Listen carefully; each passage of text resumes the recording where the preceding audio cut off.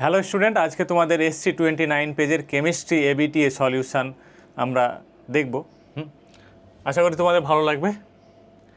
দেখো, প্রথম কোশ্চেনে বলা হয়েছে বিশুদ্ধ দ্রাবক ও দ্রবণের বাষ্পচাপ যথাক্রমে P0 ও P এবং ওই দ্রবণে দ্রাব ও দ্রাবকের পরিমাণ যথাক্রমে N1 এবং N2 মোল হলে P ও P0 এর মধ্যে সঠিক সম্পর্কটা হলো। ঠিক আছে, তাহলে আমরা কি জানি, বাষ্পচাপের আপেক্ষিক অবনমন এর ফর্মুলাটা আমাদের জানা আছে, সেটা হচ্ছে পি নট বিশুদ্ধ দ্রাবক মাইনাস কি হবে দ্রবণের বাষ্পচাপ পি বাই হচ্ছে কি বিশুদ্ধ দ্রাবকের বাষ্পচাপ পি নট। এটা মোল ভগ্নাংশ অফ সলিউটের কি সমান, তাই তো? তাহলে মোল ভগ্নাংশ অফ সলিউট, তাহলে সলিউট মানে কি দ্রাব, দ্রাব যেটা আছে সেটা N1 দ্বারা ডিনোট করা হয়েছে, তাহলে মোল ভগ্নাংশকে আমরা X দ্বারা ডিনোট করি এবং দ্রাবের জন্য এখানে 1 ব্যবহার করা হয়েছে, তাহলে 1। এরপরে এটাকে যদি আমি একটু সাজিয়ে লিখি তাহলে P1 নট বাই P1, তার মানে এটা 1 হয়ে গেল। আর এটা কি হবে P বাই P নট। আর X1 যেটা আছে মানে মূল ভগ্নাংশ, সেটা N1 বাই হচ্ছে N1 প্লাস N2। বোঝা গেল? মূল ভগ্নাংশ যার বের করতে বলবে তার মূল সংখ্যা উপরে বাই হচ্ছে টোটাল মূল সংখ্যা। তাহলে এই ক্ষেত্রে আমরা দেখতে পাচ্ছি 1টাকে যদি এদিকে নিয়ে আসা হয় তাহলে কি হবে, দেখো এটা হচ্ছে P minus P naught, P by P naught. এটা যদি এদিকে আসে তাহলে কত হবে 1 minus N1 by N1 plus N2। ঠিক আছে, তাহলে P বাই P নট সেটা হচ্ছে N1 plus N2 minus N1 by হচ্ছে N1 প্লাস হচ্ছে N2। ঠিক আছে, তাহলে আমাদের ফর্মুলা অনুসারে কি এটা কেটে যাচ্ছে, তো কেটে যাবে, তাহলে এটা কী হবে P, এটা হচ্ছে P not N2 N1 plus N2। বোঝা গেল? তাহলে রিলেশান আমাদের বলা হয়েছে P দিয়ে একটাই আছে, সেটা হচ্ছে C, P not N2 N1 plus N2। তাহলে অপশান নাম্বার সি হচ্ছে কারেক্ট অ্যান্সার। আশা করি বুঝতে পেরেছো। যদি বুঝতে না পারো আবার ঘুরিয়ে দেখবে ভিডিওটাকে। হ্যাঁ, এরপরে দেখো 2 নম্বর কোশ্চেন। 2 নম্বরে কি বলা হয়েছে যে একই তাপমাত্রায় সম অভিসারক আইসোটোনিক দ্রবণ জোটটিকে শনাক্ত করো জলীয় দ্রবণে প্রতিটি যৌগ সম্পূর্ণভাবে বিয়োজিত হয়েছে। আইসোটোনিক দ্রবণ মানে, আইসোটোনিক কথার অর্থ হচ্ছে যে অভিস্রবণ চাপ যেটা আছে, অসমোটিক প্রেসার, ঠিক আছে, অসমোটিক প্রেসার বা অভিস্রবণ চাপ সেটা হচ্ছে সমান হবে আইসোটোনিক দ্রবণের ক্ষেত্রে। তাহলে প্রথমে আমাকে ফর্মুলাটা জানতে হবে। অসমোটিক প্রেসার বা অভিস্রবণ চাপের ফর্মুলা কি? পাই সমান সমান I ইন্টু CRT। তাহলে কি বলা হয়েছে দেখো, একই তাপমাত্রায়, তাহলে টি ফিক্সড, আর তো ফিক্সড ছিলই, ঠিক আছে। তাহলে সি এবং আই এর গুণফল যদি সমান হয় তাহলে কি হবে, পায়ের মানটা সমান। আশা করি বুঝতে পেরেছো। পায়ের যে ভ্যালুটা আছে সেটা আমরা এখানে দেখব, আয়ের সঙ্গে সি এর গুণফল কার কার ক্ষেত্রে সমান আছে। তাহলে ইউরিয়া হচ্ছে, ইউরিয়ার কনসেন্ট্রেশন 0.1, ঠিক আছে, তার সঙ্গে আই কত হবে এটার ক্ষেত্রে ভালো করে দেখো। যদি আমি ইউরিয়ার 0.1 ইন্টু ইউরিয়া তো বিয়োজিত হয় না, তাহলে 1 দিয়ে গুণ করলে 0.01 ইন্টু 1 সেটা হচ্ছে, তাহলে কত আসবে ইউরিয়ার ক্ষেত্রে 0.01 ইন্টু 1। আর NaCl এর ক্ষেত্রে কত আসবে 0.01 ইন্টু, NaCl ভেঙে তো দুটো তৈরি করে, তাহলে আয়ের ভ্যালু 2, তাহলে এক্ষেত্রে 0.02 আসবে। তাহলে এইটা আর এটা কি হচ্ছে, পায়ের ভ্যালু সমান আসবে না, তার মানে উপরেরটা ভুল। 0.02 এটা দেখো, 0.02 কনসেন্ট্রেশন সি, NaCl এর জন্য আয়ের ভ্যালু 2, বোঝা গেল? তাহলে কত আসছে 0.04। আর এইটাতে যদি দেখা হয় তাহলে এই ক্ষেত্রে আমরা কনসেন্ট্রেশন কত পাচ্ছি 0.01, 0.01 এর সঙ্গে Na2SO4 যদি ভাঙা হয় তাহলে দুটো Na প্লাস একটা SO4, 2 মাইনাস হবে, তাহলে আয়ের ভ্যালু 3, তাহলে কত হচ্ছে 0.03। তাহলে সেক্ষেত্রেও আলাদা হচ্ছে, তাহলে আইসোটোনিক হবে না। এরপরে চলে এসো 3 নাম্বার। 3 নাম্বারে কি আছে? 0.03, এটা কনসেন্ট্রেশন। NaCl এর আই কত হবে? 2, তাহলে 0.06 এটা আসছে আমার ভ্যালু। আর এইদিকে যদি আমি দেখি তাহলে কনসেন্ট্রেশন সি কত? 0.02 ইন্টু MgCl2কে যদি তুমি ভাঙো তাহলে Mg2+ একটা পাবে আর 2Cl-, তাহলে আই এর ভ্যালু 3, তাহলে সেক্ষেত্রে 0.06। তাহলে এইখানে আমরা কি পাচ্ছি? দুটোই ভ্যালু কিন্তু সমান পাচ্ছি, বোঝা গেল? তাহলে এই ক্ষেত্রে সিটা অ্যান্সার হবে, বোঝা গেল? তুমি যদি তার পরেরটা দেখো, সুক্রোজের ক্ষেত্রে 0.01 I1 এবং গ্লুকোজের ক্ষেত্রে 0.02 I2, গ্লুকোজের ক্ষেত্রেও আয়ের ভ্যালু 1 হবে এবং 0.02, তাহলে এই দুটোও কিন্তু আইসোটোনিক না। আশা করি বুঝতে পেরেছো। এরপরে দেখ 3 নম্বর কোয়েশ্চেনে কি বলা হয়েছে? 0.05 ডিগ্রি সেন্টিগ্রেড স্ফুটনাঙ্ক উন্নয়নের জন্য 100 গ্রাম জলে কেবি এর ভ্যালু বলা আছে 0.5, কত পরিমাণ দ্রাব যোগ করতে হবে? দ্রাবের আণবিক ভর 200, ঠিক আছে? তাহলে আমাদেরকে দেখতে হবে স্ফুটনাঙ্কের উন্নয়নের যে ফর্মুলাটা আছে, কোলিগেটিভ প্রপার্টি কি আছে বলো? ফর্মুলা হচ্ছে delta TB boiling KB into M, ঠিক আছে? ডেল্টা টিবি কত আছে? 0.05 ডিগ্রি স্ফুটনাঙ্কের উন্নয়ন হয়েছে, তাহলে ভ্যালু কত বসবে? 0.05। কেবি যেটা আছে, কেবির ভ্যালু বলা আছে 0.5। এম মানে কি? এটা স্মল এম। স্মল এমটা কি? মোলালিটি। মোলালিটির ক্ষেত্রে কি হয়? মোলালিটির ক্ষেত্রে ওপরে number of mole of solute আর নিচে হচ্ছে সলভেন্টের মাস, কিসে হবে? কেজিতে। আমাকে নাম্বার অফ মোলকে আবার যদি ফার্দার ভাগ করি তাহলে কি পাবো? ওপরে হচ্ছে মাস ইন গ্রাম, যেটাকে আমি এক্স ধরে নিলাম, তার নিচে হবে আণবিক ভর। আণবিক ভর কত? 200। এবং 100 গ্রাম জল, 100 গ্রাম জলকে আমি কি করব? সলভেন্টটাকে কেজিতে কনভার্ট করতে হবে, তাহলে 1000 দিয়ে ভাগ হবে, বোঝা গেল? তাহলে এই ক্যালকুলেশন করে এক্স এর ভ্যালু আমরা বের করতে পারি খুব সহজে। দেখো এই জিরো কেটে গেল, এটা কেটে গেল, উপরের সঙ্গে 10 থাকছে, তাহলে 10 কত হবে? 0.05। তাহলে এক্স এর ভ্যালু আমরা এখান থেকে কী পাবো? এটা কেটে যাচ্ছে 2, বোঝা গেল? এক্সটা কি? দ্রাবের পরিমাণ, তাহলে কত গ্রাম হবে? 2 গ্রাম হবে। আশা করি বুঝতে পেরেছ। 2 গ্রাম, অপশান এ অ্যান্সার। এরপরে দেখো হেনরির ধ্রুবক KH এর মান অধিক দ্রাব্য গ্যাসের ক্ষেত্রে বেশি, মানে 4টে অপশান বলা আছে। আগে হেনরির ধ্রুবকের ফর্মুলাটা দেখে নিই। ফর্মুলায় কি বলা হয়েছে? ফর্মুলাতে বলা হয়েছে P = KH ইন্টু এক্স। তাহলে এই যে এক্সের পরিমাণ যত বেশি হবে, এই KH এর মান কি হবে? তত কম হতে হবে, তবে তো এটা ফিক্স থাকবে। দেখো এটা যদি বুঝতে না পারো, সিম্পলি KH এর সঙ্গে এক্স এর রিলেশান কি? P/X KH, তাই তো? তাহলে এখান থেকে আমরা কি পাই? KH যেটা আছে সেটা ইনভার্সলি প্রপোর্শনাল কার সঙ্গে? এক্স এর সঙ্গে। আশা করি বুঝতে পেরেছো। তাহলে KH এর ভ্যালু যত বেশি হবে, সলিবিলিটি বা দ্রাব্যতা কি হবে? তত কম হবে, তাই তো রিলেশন দেখাচ্ছে। তাহলে হেনরির ধ্রুবক KH এর মান অধিক দ্রাব্য গ্যাসের ক্ষেত্রে বেশি না, অধিক দ্রাব্য গ্যাসের ক্ষেত্রে কি হবে? কম হতে হবে, বোঝা গেল? সমস্ত গ্যাসের ক্ষেত্রে একই না, কম দ্রাব্য গ্যাসের ক্ষেত্রে বেশি, আর গ্যাসের দ্রাব্যতার সঙ্গে সম্পর্কিত নয়। তাহলে ভালো করে দেখো, যে গ্যাসের দ্রাব্যতা, ঠিক আছে, কম দ্রাব্য গ্যাসের ক্ষেত্রে বেশি, তাহলে যদি কম দ্রাব্য হয় তাহলে সেক্ষেত্রে সলিবিলিটির মানটা কম হবে। সলিবিলিটির মান যদি কম হয় তাহলে KH এর মানটা কী হবে? বেশি হবে। আশা করি বুঝতে পেরেছো। তাহলে কম দ্রাব্য গ্যাসের ক্ষেত্রে বেশি হবে, বোঝা গেল? আদর্শ 5 নম্বর পয়েন্ট কি বলছে? 5 নম্বর কোশ্চেনে আদর্শ দ্রবণের ক্ষেত্রে নিচের কোনটি সঠিক নয়? তাহলে আদর্শ দ্রবণের ক্ষেত্রে আমরা জানি ডেল্টা H মিক্সিং 0, ঠিক হবে।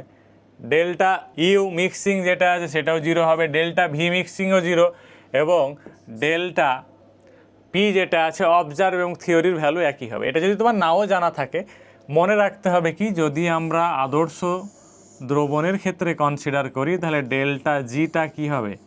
সেটা নেগেটিভ হতে হবে। নেগেটিভ এর ভ্যালু কত হতে হবে? নেগেটিভ হতে হবে, 0 থেকে কম হতে হবে। আশা করি বুঝতে পেরেছো। কারণ স্পন্টেনিয়াস যে কোনো প্রসেসের ক্ষেত্রে ডেল্টা জি এর মানটা কী হবে? ডেল্টা জি এর মান আমাদের নেগেটিভ হবে। তাহলে এক্ষেত্রেও কী হবে? নেগেটিভ হবে। যে কোনো স্পন্টেনিয়াস প্রসেসের ক্ষেত্রে ডেল্টা জি এর মানটা নেগেটিভ হবে। আশা করি বুঝতে পেরেছো। তাহলে অ্যান্সার কোনটা হবে? অ্যান্সার হবে কিন্তু আমাদের এইটা, যেটা ভুল সেটাই অ্যান্সার, বোঝা গেল? কারণ যেটা ভুল সেটাই চেয়েছে আমাদের ক্ষেত্রে, ঠিক আছে, কোনটা সঠিক নয়। এরপরে দেখো কি বলা হয়েছে, ঝামা পাথর যেটির উদাহরণ সেটি হলো ঝামা পাথর। ঝামা পাথরের ভিতরে কি থাকে? গ্যাস, ছোট ছোট যে ফুটোগুলো থাকে সেগুলোতে গ্যাস আছে এবং পুরোটা সলিড। তাহলে এটা কি হবে? সলিড ফোম, বোঝা গেল? কিন্তু সলিড ফোম দেখানো নেই, কঠিন ফোম বলা নেই, তাহলে শুধুমাত্র কি হবে? আমাদের ফোম অ্যান্সার হবে, শুধুমাত্র ফোম অ্যান্সার হবে। আশা করি বুঝতে পেরেছো। এরপরে দেখো 7 নম্বর কোশ্চেন কি বলা আছে, এজিআই এর নির্দিষ্ট পরিমাণ কোলয়েডীয় দ্রবণকে, নেগেটিভ তড়িৎগ্রস্ত যে কোলয়েডটা আছে, তঞ্চিত করতে তড়িৎ বিশ্লেষ্যগুলির প্রয়োজনীয় পরিমাণের ক্রম। এই কোশ্চেনটা কিন্তু একটু ঘুরিয়ে দিয়েছে, যদি ঠিকঠাকভাবে না পড়ো অ্যান্সার কিন্তু ভুল হয়ে যাবে। সুলজে-হার্ডি প্রিন্সিপাল অনুসারে আমরা জানি কি, কোনো একটা বিপরীত আধানগ্রস্ত কোলয়েডকে তঞ্চনের জন্য যতটা পরিমাণ দরকার সেটার থেকে বড় বিষয়, যত চার্জের পরিমাণ বেশি হবে তত কিন্তু বেশি তঞ্চিত করবে। মানে কি, চার্জ যদি বেশি থাকে তাহলে সেক্ষেত্রে এখানে যেহেতু নেগেটিভ চার্জ বলেছে, তাহলে পজিটিভ চার্জ যার যত বেশি হবে সে কিন্তু তত কম পরিমাণে কি করবে? তঞ্চিত করে দেবে। তাহলে কোশ্চেনটা ভালো করে বোঝার চেষ্টা করো। দেখো এই ক্ষেত্রে নেগেটিভ যেহেতু কোলয়েড বলা হয়েছে, নেগেটিভ কোলয়েড যদি হয় তাহলে এখানে আমি দেখতে পাচ্ছি অ্যালুমিনিয়াম আছে, অ্যালুমিনিয়ামের চার্জ কত? +3। তারপর এখানে বিএ আছে, বেরিয়াম +2 এবং সোডিয়াম +1। তাহলে সব থেকে ভালো তঞ্চিত করবে কে? Al3+, তারপর Ba2+ এবং সোডিয়াম প্লাস, বোঝা গেল? কিন্তু কোশ্চেনে কি বলা হয়েছে?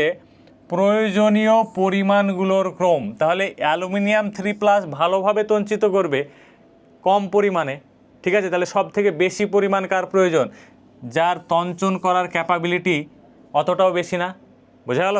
তাহলে সব থেকে বেশি প্রয়োজন আমাদের NaNO3, তারপর BaNO3, তারপর AlNO3 ঠিক আছে? তাহলে সেক্ষেত্রে লাস্টে যেটা আছে সেটা খুব কম পরিমাণে প্রয়োজন, এখানে পরিমাণটাই চেয়েছে, তাহলে এটা হবে অ্যান্সার। এখানে যেন ভুল করে দিও না, এবং ভুল করে দেখা যাচ্ছে যে এটাই অ্যান্সার, সি করে দিচ্ছ, সি কিন্তু হবে না, পরিমাণের ক্রম বলেছে। আশা করি বুঝতে পেরেছো। এরপরে দেখো, এরপরে বলা হয়েছে নিচের কোন শর্তগুলির সাপেক্ষে টিন্ডাল প্রভাব পরিলক্ষিত হয়। তাহলে টিন্ডাল প্রভাব, টিন্ডাল কি? টিন্ডাল প্রভাব তো বাস্তবে উদাহরণ দেখেছো, যে ঘুম থেকে সকালবেলায় উঠবে, ঘরের যদি ছোট ফুটুরি থাকে সেই দিক দিয়ে লাইটটা চলে আসবে, দেখবে লাইটের গতিপথ বোঝা যায়, তাই না? এটাই কিন্তু টিন্ডাল প্রভাবের জন্য হয়, ঠিক আছে? তাহলে এর যে কন্ডিশানগুলো কি হচ্ছে, যে ওয়েভ লেন্থের লাইটটা আসছে সেই ওয়েভ লেন্থ আর যে কণাগুলো ওখানে নড়াচড়া করছে, ঠিক আছে, সেই কণাগুলোর ব্যাসের কিন্তু সাইজের যে ডিফারেন্স সেটা কিন্তু খুব একটা বেশি হলে চলবে না। মানে ওই যে ব্যাসটা যতটা আছে, ব্যাসার্ধ না কিন্তু, ব্যাসটা যতটা আছে তার সঙ্গে ওয়েভ লেন্থ মোটামুটি কী হতে হবে? সমান হতে হবে। আর 2 নম্বর কন্ডিশান আমরা কি জানি, সেটা হচ্ছে যে প্রতিসারঙ্ক মিডিয়ামের সঙ্গে যেটা আছে, ঠিক আছে, কোলয়েডিয়াল পার্টিকেল, তার কিন্তু লার্জ ডিফারেন্স হতে হবে। তাহলে দেখি পয়েন্ট কি দেওয়া আছে। 1 নম্বর পয়েন্টে বলা আছে বিস্তার দশার কণার ব্যাস ব্যবহৃত আলোর তরঙ্গদৈর্ঘ্য অপেক্ষা অতি ক্ষুদ্র। তাহলে এটা ভুল। কি বললাম? এখনই বললাম যে দুটো সমান হতে হবে, বা প্রায় সমান। বিস্তৃত দশার কণার ব্যাস ব্যবহৃত আলোর তরঙ্গ দৈর্ঘ্য অপেক্ষা অতি ক্ষুদ্র নয়। হ্যাঁ, তাহলে এটা ঠিক আছে। 3 নম্বর পয়েন্ট, বিস্তৃত দশা ও বিস্তার মাধ্যমের প্রতিসারঙ্কের মান প্রায় সমান না, সমান না। তাহলে এখানে 4 নম্বর পয়েন্টে কি বলা আছে? বিস্তৃত দশা ও বিস্তার মাধ্যমের প্রতিসারঙ্কের মান মধ্যে যথেষ্ট পার্থক্য বর্তমান। হ্যাঁ, অবশ্যই পার্থক্য বর্তমান থাকতে হবে, বোঝা গেল? তাহলে কি হচ্ছে? 2 আর হচ্ছে 4 অপশান, 2 আর 4 কোনটা আছে? সি। 2 আর 4 হচ্ছে সি। আশা করি বুঝতে পেরেছো। সব থেকে বা সবচেয়ে স্থায়ী নোবেল গ্যাস হাইড্রেটটি হলো, তাহলে নোবেল গ্যাসের হাইড্রেট জেনন 6H2O। এটা আমাদের পি ব্লক থেকে কোশ্চেন এসছে, পি ব্লকে এটা আছে, তাই না? জেননের ক্ষেত্রে সব থেকে বেশি স্টেবল হবে। এরপরে দেখো কি বলা হয়েছে, টেট্রা হ্যালাইড গ্রুপ 16 মৌলগুলোর সংকরায়ন অবস্থা। তাহলে আমাকে কি বলা হয়েছে? বলা হয়েছে যে টেট্রা হ্যালাইড গ্রুপ 16, গ্রুপ 16-এ কি আছে? গ্রুপ 16-এ আমাদের কি আছে? অক্সিজেন ফ্যামিলি, তাই তো? অক্সিজেন, সালফার, এগুলো আছে। এবার বলা হয়েছে যে টেট্রা হ্যালাইড গ্রুপ 16 মৌলগুলোর সংকরায়ন অবস্থা। টেট্রা হ্যালাইড, তার মানে এইখানে গ্রুপ 16-এর কিছু আছে, একটা এ ধরলাম আমি, তার সঙ্গে হ্যালাইড, হ্যালাইড মানে এক্স, ধরো এক্স আছে এখানে, কি আছে এইখানে আছে এক্স গ্রুপ, ঠিক আছে, এক্স কত আছে টেট্রা, তার মানে 4। তাহলে ভেসপার থিওরি দিয়ে আমি দেখব জেডের মান স্টেরিক নাম্বার কত, এ যেটা আছে সেটা গ্রুপ 16 হওয়ার জন্য এর ভ্যালেন্স ইলেকট্রন 6, আর এখানে হ্যালাইডগুলো হচ্ছে মনোভ্যালেন্ট, তো 4। তাহলে এখানে কত আসবে 5 আসবে ভ্যালু। 5 যদি হয় জেডের ভ্যালু, তাহলে আমরা জানি হাইব্রিডাইজেশন কী হবে, এস একটা, পি হচ্ছে 3টে, আর ডি হচ্ছে 1, তাহলে sp3d। বোঝা গেল? তাহলে অ্যান্সার কোনটা হবে, sp3d বি। এরপরে দেখো আমাদের 11 নাম্বার কোশ্চেন এসছে যে Fe(x2) এবং Fe(y3) যৌগগুলোর অস্তিত্ব আছে যেখানে x ও y হবে। সাধারণত এখানে ফ্লোরিন, ক্লোরিন, ব্রোমিন, আয়োডিন সবগুলোই হওয়ার কথা ছিল, কিন্তু এইখানে যেটা হয় Fe(y3)-র ক্ষেত্রে এখানে আয়োডিন কিন্তু অ্যাড করা যাবে না এখানে, বোঝা গেল? কারণ আই যেটা আছে, আই মাইনাস আছে, 3 কেন বলছে। এরপরে দেখো 11 নম্বর কোশ্চেন, Fe(x2) এবং Fe(y3) যৌগগুলির অস্তিত্ব আছে যেখানে x ও y হবে। এখানে সবগুলোই হওয়ার কথা ছিল, ফ্লোরিন, ক্লোরিন, ব্রোমিন, আয়োডিন, কিন্তু এখানে কি হয় দেখো, Fe যেটা 3+ আছে সেটা তীব্র জারক, ঠিক আছে, এটা জারক হিসাবে কাজ করে, যার ফলে আই মাইনাসকে কিসে কনভার্ট করে, I2-তে কনভার্ট করে, যার কারণে Fe(i3) হওয়া সম্ভব না। বোঝা গেল? তাহলে এটা তো সম্ভব, এক্সের ক্ষেত্রে অসুবিধা নাই, তাহলে এখানে ফ্লোরিন, ক্লোরিন, ব্রোমিন, আয়োডিন হবে, কিন্তু এই ক্ষেত্রে ফ্লোরিন, ক্লোরিন হবে কিন্তু আয়োডিন হবে না, মানে ব্রোমিন পর্যন্ত হবে, তার মানে অপশান এ সঠিক। বোঝা গেল? 12 নম্বর কোশ্চেনে কি বলছে, বিবৃতি এস ট্রাইসিলাইল্যামিন ও ট্রাইমিথাইল্যামিনের মধ্যে NCH3 এর লুইস ক্ষারকীয়তা বেশি। তাহলে লুইস ক্ষার কাদেরকে বলবো আমরা, লুইস বেস হচ্ছে লোন পেয়ার ডোনার। বোঝা গেল? আর এবার বলা হয়েছে যে ক্ষারকীয়তা কার বেশি, ট্রাইমিথাইল্যামিন, অবশ্যই, কারণ এখানে দেখো 3টে কি আছে, প্লাস আই এফেক্টিং গ্রুপ আছে, প্লাস আই এফেক্টিং যদি গ্রুপ থাকে তাহলে নাইট্রোজেন ইলেকট্রনের ডেনসিটি বাড়িয়ে দেবে, নাইট্রোজেনে যদি ইলেকট্রনের ডেনসিটি বাড়ানো হয় তাহলে কি হবে, নাইট্রোজেন বাইরে ডোনেট করতে পারবে ভালো, ঠিক আছে। কিন্তু এখানে কি হচ্ছে, ট্রাইসিলাইল্যামিনের ক্ষেত্রে নাইট্রোজেনের লোন পেয়ার সিলিকনের ভ্যাকেন্ট যে ডি অরবিটাল আছে সেখানে ট্রান্সফার করবে এবং p π d π ব্যাক বন্ড তৈরি করবে, যার ফলে লোন পেয়ার ডোনেশন ক্যাপাবিলিটি কি হবে, ডিক্রিজ করবে। তাহলে প্রথমকার অপশানটা ঠিক। পরে কি বলা হয়েছে, যৌগে নাইট্রোজেন এবং সিলিকন পরমাণুর মধ্যে p π d π বন্ধন গঠিত হয়, হ্যাঁ ঠিকই আছে। তাহলে বিবৃতিও ঠিক, কারণও ঠিক, তাহলে বিবৃতি ও কারণ উভয়ই সত্য এবং কারণটি বিবৃতির সঠিক ব্যাখ্যা, অপশান এ। আশা করি বুঝতে পেরেছো। এরপরে দেখো 13 নম্বর কোশ্চেনে কি বলা হচ্ছে, একটি যৌগ X কপার সালফেট দ্রবণের সঙ্গে বিক্রিয়া করে একটি বাদামি বর্ণের অধক্ষেপ উৎপন্ন করে, অধক্ষেপের সঙ্গে Na2H2O3 হাইপো দ্রবণ যোগ করলে দ্রবণটি বর্ণহীন হয়ে যায়, ঠিক আছে। তাহলে কপার সালফেটের সঙ্গে একটা যৌগ যদি আছে, সেই যৌগটা হচ্ছে CuSO4, তার সঙ্গে যদি আমি Ki দিই তাহলে তৈরি হবে কি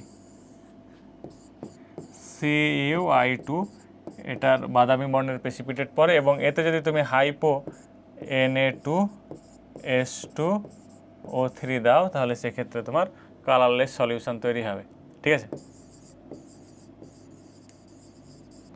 কালারলেস সলিউশন প্রডিউস, ঠিক আছে। এরপরে দেখো 14 নম্বর কোশ্চেন, নিচের কোনটির আয়নায়ন বিভব সর্বনিম্ন। দেখো নিয়নের ক্ষেত্রে এটা তো ফুল ফিল্ড আছে অরবিটাল, আমাদের কি আছে, ফুল ফিল্ডেড অরবিটাল আছে, হ্যাঁ, এটা আছে 1s2 2s2 2p6, ঠিক আছে, সব ফুল ফিল্ড আছে। তাহলে এখান থেকে ইলেকট্রন যদি বের করতে হয় এনার্জিটা বেশি লাগবে।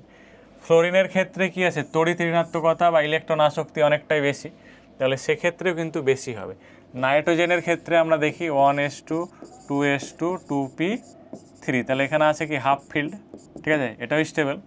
আর অক্সিজেনের ক্ষেত্রে যদি আমি দেখি তাহলে 1s2 2s2 2p কি হবে 4, 2p4 মানে কি, 2p4 যদি হয় তাহলে দেখো ভালো করে 1 2 3 4, তাহলে এই যে ইলেকট্রনটা আছে এই ইলেকট্রনটাকে সহজেই বের করে দেবে, বের করে দিয়ে কি হাফ ফিল্ড হওয়ার চেষ্টা করবে। তার জন্য সব থেকে আয়নায়ন বিভব সর্বনিম্ন কার হবে, অক্সিজেনের ক্ষেত্রে। আশা করি বুঝতে পেরেছ, ঠিক আছে, কোনটা হবে? অক্সিজেন। দেখো 15 নম্বর কোয়েশ্চেনে কি বলছে, হ্যালোজেন হাইড্রাসিড সম্পর্কে কোন বক্তব্যটি ভুল? তাহলে আম্লিকতার ক্রম দেখো, হাইড্রোজেন থেকে ওপর থেকে যত নিচের দিকে আসবে ফ্লোরিন, ক্লোরিন, ব্রোমিন, আয়োডিন, তাহলে সাইজ বাড়তে থাকবে। সাইজ যদি বাড়ে তাহলে বন্ডের মধ্যে ইনইকুয়ালিটি বাড়তে থাকবে, একটা বড় সাইজ একটা ছোট, তাহলে বন্ডের স্ট্রেংথ কী হবে? ডিক্রিজ করবে। তাহলে ওপর থেকে যত নিচে যাব তত কী হবে? বন্ডের স্ট্রেংথ কমে যাবে। আর যদি কমে যায় তাহলে খুব সহজেই ভাঙবে। সহজে যদি ভাঙে, দেখো এখানে হাইড্রোজেন আর ফ্লোরিন মোটামুটি সাইজটা সেম আছে, তারপর হাইড্রোজেন, তারপর হচ্ছে ক্লোরিন, তারপর হাইড্রোজেন, ব্রোমিন, হাইড্রোজেন, আয়োডিন। তাহলে এক্ষেত্রে যদি আমি দেখি এইরকম সিচুয়েশান, হাইড্রোজেনের সঙ্গে আয়োডিনের ফ্লোরিন হচ্ছে এতটা হলো, ঠিক আছে, তারপর এটা আছে এতটা বড়, তারপর অনেকটা বড়। তাহলে এই বন্ডের সাইজের যে ইনইকুয়ালিটির কারণে কী হচ্ছে? বন্ড স্ট্রেংথ ওপর থেকে নিচে ডিক্রিজ করছে, যার ফলে সহজে এই বন্ডটা ভেঙে যাবে। বোঝা গেলো? সহজে এই বন্ডটা কী হবে? ভেঙে যাবে। সহজে যদি ভেঙে যায় তাহলে কি হবে? H+ বেরোবে। H+ যদি বেরোয় তাহলে আম্লিকতা সব থেকে বেশি কার? HI। ঠিক আছে এটা। তারপরে যেটা আছে দ্বিমেরু ভ্রামক। দ্বিমেরু ভ্রামক আমরা জানি এর ফর্মুলা কি? μe/d। তাহলে এক্ষেত্রে দেখো ফ্লোরিনের ক্ষেত্রে তড়িৎ ঋণাত্মকতার মান বেশি আছে, যার কারণে HF সব থেকে বেশি, তারপর HCl, তারপর HBr, তারপর HI। ঠিক আছে, তাহলে এটাও ঠিক আছে।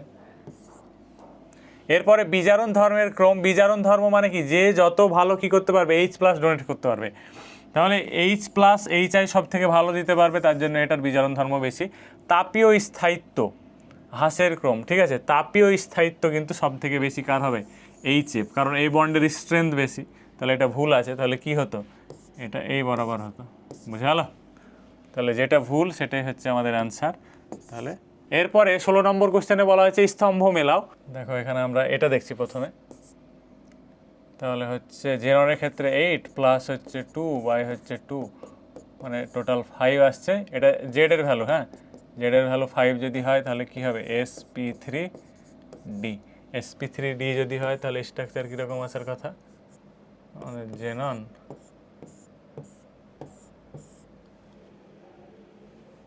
তাহলে এইখানে হচ্ছে ফ্লোরিন, নিচে ফ্লোরিন, কারণ অ্যাক্সিয়াল পজিশনে কি? মোর ইলেকট্রোনেগেটিভ অ্যাটমগুলো বসবে। এটা হচ্ছে লোন পেয়ার, এটা হচ্ছে লোন পেয়ার এবং এটা হচ্ছে লোন পেয়ার। তাহলে এর কি হবে? লিনিয়ার হবে। বোঝা গেল?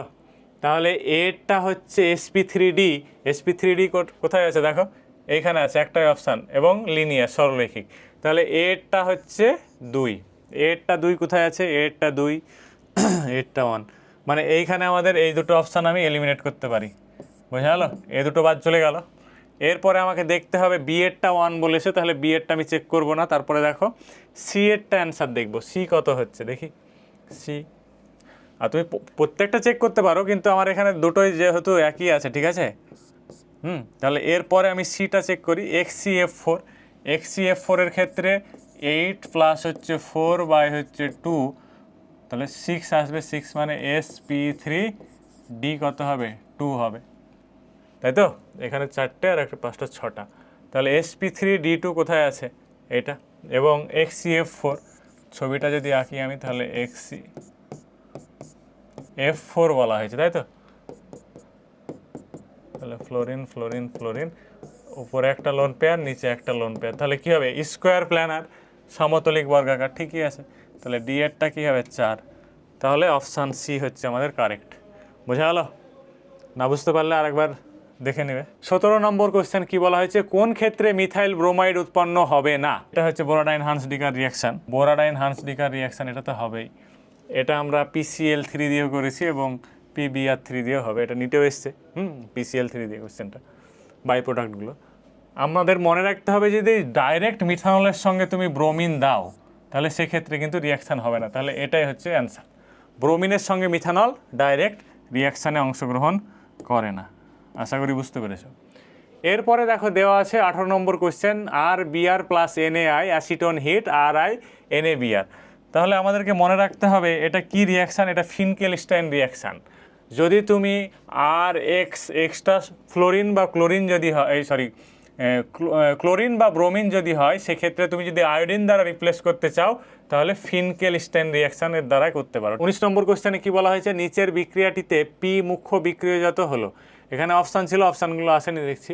তাহলে এখানে মনে রাখতে হবে আমাদের CH2 এর পরিবর্তে এখানে CHBr হবে, তার সঙ্গে একটা CH3 আর এখানে হচ্ছে Cn। এরপর দেখো PHCH2Br এর সঙ্গে NaOH এর জলীয় দ্রবণের বিক্রিয়াটি হলো, তাহলে এখানে বেনজাইলিক ক্যাটায়ন যেটা আছে, হ্যাঁ বেনজাইলিক ক্যাটায়ন, এটা হচ্ছে রেজোনেন্স স্টেবিলাইজ, ঠিক আছে। রেজোনেন্স স্টেবিলাইজ যদি হয় তাহলে OH এর সঙ্গে যখন রিয়াকশান করবে, সাবস্টিটিউশন রিয়াকশান কোনটার মাধ্যমে হবে? SN1, কারণ কি কার্বোক্যাটায়ন তৈরি হয়েছে, বোঝালো। কার্বোক্যাটায়ন যেহেতু তৈরি হচ্ছে তার জন্য এখানে বেনজাইলিক কার্বোক্যাটায়নটা স্টেবল, SN1 প্রসেসের মাধ্যমে হবে। 21 কোশ্চেন, এখানে কোশ্চেনটা প্রিন্টিং একটু গন্ডগোল হয়েছে, এটা ক্লোরোবেনজিন হবে একটা, ঠিক আছে, আর তার সঙ্গে একটা তার সঙ্গে ক্লোরোবেনজিনের সঙ্গে একটা আছে, সেটা হচ্ছে এইটা, ঠিক আছে। তাহলে বলেছে যে নিচের কোন বিকারকটি দ্বারা উপরের যৌগ দুটির মধ্যে পার্থক্য করা যাবে। তাহলে যদি জলীয় AgNO3 দেওয়া হয়, AgNO3 কিন্তু এটার সঙ্গে রিয়াকশান করবে এবং AgCl এর প্রেসিপিটেট আসবে, কিন্তু ক্লোরোবেনজিন সেটা দিবে না, ঠিক আছে। তাহলে অ্যান্সার কোনটা হবে?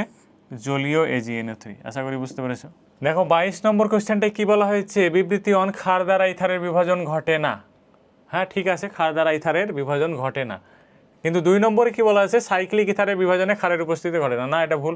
সাইক্লিক ইথার যদি হয় তাহলে সেক্ষেত্রে ক্ষার দ্বারা বিভাজন ঘটে, তাহলে যেটা 2 নম্বর আছে সেটা ভুল, 1 নম্বরেরটা ঠিক, ঠিক আছে। তাহলে বিবৃতি 1 সত্য কিন্তু বিবৃতি 2 মিথ্যা, বোঝা গেল। এরপরে দেখো 23 নম্বর কোশ্চেনে কি বলা হয়েছে? ফেনলকে CCl4 এবং NaOH সহযোগে উত্তপ্ত করলে নিচের কোন যৌগটি উৎপন্ন হয়? রাইমার-টিমান রিঅ্যাকশন এটা, তাই তো। ফেনলের সঙ্গে যদি আমি এখানে CCl4 এবং NaOH অ্যাড করি তাহলে তৈরি হবে কি? স্যালিসাইলিক অ্যাসিড, কিন্তু স্যালিসাইলিক অ্যাসিডের অপশান আছে। ফেনলকে CCl4 NaOH সহযোগে উত্তপ্ত করলে নিচের কোন যৌগটি উৎপন্ন হবে? তাহলে সেটা হচ্ছে স্যালিসাইলিক অ্যাসিড। আমরা যদি ফেনলের সঙ্গে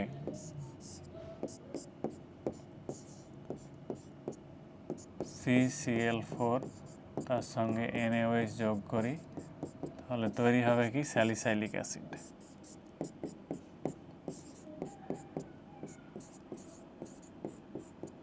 তাই না। এরপরে দেখো 24 নম্বর কোশ্চেন, নিম্নলিখিত যৌগগুলোর আম্লিকতার ক্রম হলো। এই কোশ্চেনটা একটু প্রিন্টে আমাদের গন্ডগোল হয়েছে, আর এখানে এই অপশানগুলো তো একটু গন্ডগোল হয়ে গেছে, ঠিক আছে। বই যাদের কাছে আছে একটু দেখে নেবে। এটা মনে হয় ডাইনাইট্রো ছিল, 4 নম্বরে ছিল ডাইনাইট্রো, 2,4 ডাইনাইট্রোফেনল। তাহলে সব থেকে বেশি যদি দুটো থাকে, NO2 গ্রুপ আমাদের কি মনে রাখতে হবে? NO2 যে গ্রুপটা আছে সেটা হচ্ছে ইলেকট্রন উইথড্রয়িং গ্রুপ, আর ইলেকট্রন উইথড্রয়িং গ্রুপ যদি ফেনলের সঙ্গে থাকে তাহলে ফেনলের যে OH বন্ড আছে সে বন্ডের স্ট্রেংথ কী হবে? স্ট্রেংথটা এদিকে বরাবর চলে আসবে, ইলেকট্রনটাকে টেনে নিচ্ছে, যার ফলে বন্ধন দুর্বল হয়ে যাবে এবং হাইড্রোজেন সহজে বেরিয়ে যাবে, যার ফলে অ্যাসিডিটি দেখাবে। তাহলে 4 নম্বরে যেটা আছে সেটা সব থেকে বেশি অ্যাসিডিক। দেখো 4 নম্বর যেটা আছে সেটা সব থেকে বেশি অ্যাসিডিক, কারণ দুটো NO2 আছে আর প্রত্যেকটাতে একটা করে আছে। এবার আমাদেরকে দেখতে হবে যে NO2 যেটা প্যারা পজিশানে আছে সেটার কিন্তু ইফেক্ট সব থেকে বেশি, তাহলে 2 নম্বর তারপরে আসবে। তারপরে যেটা আছে সেটা হচ্ছে অর্থ, 1 নম্বরে আসবে, এবং তারপরে লাস্টে মেটা পজিশানে কিন্তু NO2 রেজোনেন্সে যে অক্সিজেনের যেটা আছে সেটা কিন্তু নাইট্রোজেনের মধ্যে প্রবেশ করতে পারে না, ঠিক আছে, যার ফলে কি হচ্ছে?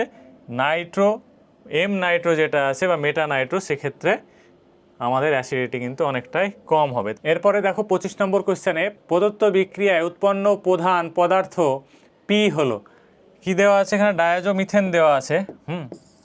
ডায়াজোমিথেন কি করে? OH-কে কিসে কনভার্ট করে? এই কোশ্চেনটা মনে হয় একটু ভুল টুকে নিয়েছে মনে হয়। মনে রাখবে যে ডায়াজোমিথেন OH যেটা আছে OH-কে কনভার্ট করবে কিসে? OCH3-তে, বোঝা গেল। তাহলে এখানে কি হবে? এইটা হবে OCH3, এখানে মানে CH2CH3 ছিল, এরকমই হবে কিছু একটা, দেখে নিও তো একবার। এরপরে কি আছে? নিচের IUPAC নামটি হলো, ঠিক আছে, এখানে নামটা বলা হচ্ছে, IUPAC-তে বের করতে হবে, RS-টাও বের করতে হবে।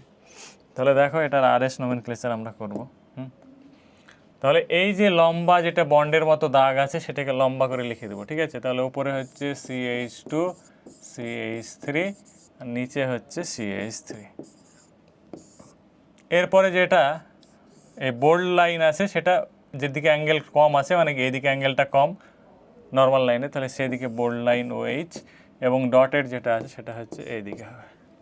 ঠিক আছে, তাহলে এবার আমাদের নাম্বারিংয়ের পালা। নাম্বারিংটা দেখবো এখানে কত হবে। নাম্বারিংটা দেখো,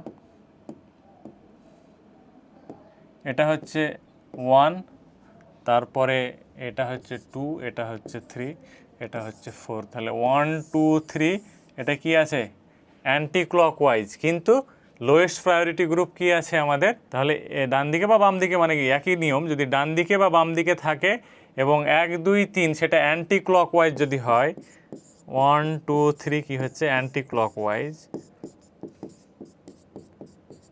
তাহলে সেটার নাম কি হবে আর হবে। এরপরে দেখো কি করছি আমরা, এটা হচ্ছে 1, এটা হচ্ছে 1, এটা হচ্ছে 2, এটা 3, এটা 4। তাহলে আমরা দেখতে পাচ্ছি এটা CH3 CH OH CH2 CH3 1 2 3 4। তাহলে কি হচ্ছে 4-এর জন্য বিউট, তারপর ANE 1 ওয়াল, এটা কেটে গেল। ঠিক আছে, আর 2 আর 2 নম্বর কার্বন হচ্ছে, আর 2 আর বিউটান 2 ওয়াল হবে, এখানে 2 ভুল করে দিয়েছি, এই জায়গাটা 2 ওয়াল হবে। ঠিক আছে, এরপরে আসছে আমাদের 27 নম্বর কোশ্চেন, নিচের কোন বিকারকের সঙ্গে গ্লুকোজের বিক্রিয়া করে কোনো বিক্রয়জাত পদার্থ উৎপন্ন করে না। সাইক্লিক স্ট্রাকচার অফ গ্লুকোজের এভিডেন্সই হচ্ছে যে গ্লুকোজ শিফট টেস্ট এবং NaHSO3 সঙ্গে টেস্টে অংশগ্রহণ করে না। এটাই প্রুভ করে কি যে গ্লুকোজের সাইক্লিক স্ট্রাকচার বর্তমান। তাহলে বি আর ই অপশান কোনটা আছে, অপশান সি, এটাই হচ্ছে আমাদের অ্যান্সার। ডিম সিদ্ধ করার সময় ডিমের সাদা অংশের তঞ্চন ঘটলেও প্রোটিনের কোন গঠনটি অক্ষুণ্ণ থাকে। প্রাইমারি গঠন, আমরা জানি কি প্রাইমারি গঠন কি হবে, অক্ষুণ্ণ থাকে। 29 নম্বর বলা হয়েছে গ্লুকোজের সঙ্গে HNO3 এর রিয়াকশানে কী তৈরি করবে, স্যাকারিক অ্যাসিড। গ্লুকোজের সঙ্গে যদি ব্রোমিন জল দাও Br2, প্রথমত দেখো যে HI আর রেড পি যদি দেওয়া হয় লাল ফসফরাস, তাহলে N হেক্সেন তৈরি হবে হিট দিলে। তারপর HNO3 দিলে সেটা হচ্ছে স্যাকারিক অ্যাসিড, এবং ব্রোমিন জল দিলে সেটা হচ্ছে গ্লুকোনিক অ্যাসিড। ঠিক আছে, তাহলে অপশান কোনটা, কোনো বিক্রিয়া ঘটে না NaHCO3 দিলে। 30 নম্বর কোশ্চেনটা দেখো, 30 নম্বর কোশ্চেনে বলা হয়েছে বিবৃতি সব প্রাকৃতিক অ্যাসিডগুলো এল বিন্যাস বিশিষ্ট। হ্যাঁ ঠিক আছে। বিবৃতি 2 সমতলিত বিন্দুতে অ্যামিনো অ্যাসিডের দ্রাব্যতা ন্যূনতম হয়। হ্যাঁ, উভয় সত্য। এরপরে দেখো 32 নম্বর কোশ্চেনে নিচের মনোমারগুলোর মধ্যে কোনটি জুতো পলিমার বা অ্যাডিশন পলিমার গঠন করবে না। ইথিলিন অবশ্যই অ্যাডিশন পলিমার দেখাবে, এটাও দেখাবে। অ্যাডিপিক অ্যাসিড যেটা আছে নাইলনে, ঠিক আছে, অ্যাডিপিক অ্যাসিড এবং হেক্সামিথিলিন ডায়ামিন এরা কিন্তু কনডেন্স পলিমার গঠন করে। ঠিক আছে, তাহলে অ্যান্সার কিন্তু সি হবে। আশা করি বুঝতে পেরেছো। এরপর 33 নম্বর কোশ্চেনে কী বলা হয়েছে দেখো, নিচের কোনটি বা কোনগুলো জীব বিশ্লেষ্য পলিমার। এটা আমাদের বইয়ে দেখা, বই যদি কেউ একটু ভালোভাবে দেখো দেখবে এখানে দেওয়া আছে PH BV এবং নাইলন 26 দুটোই।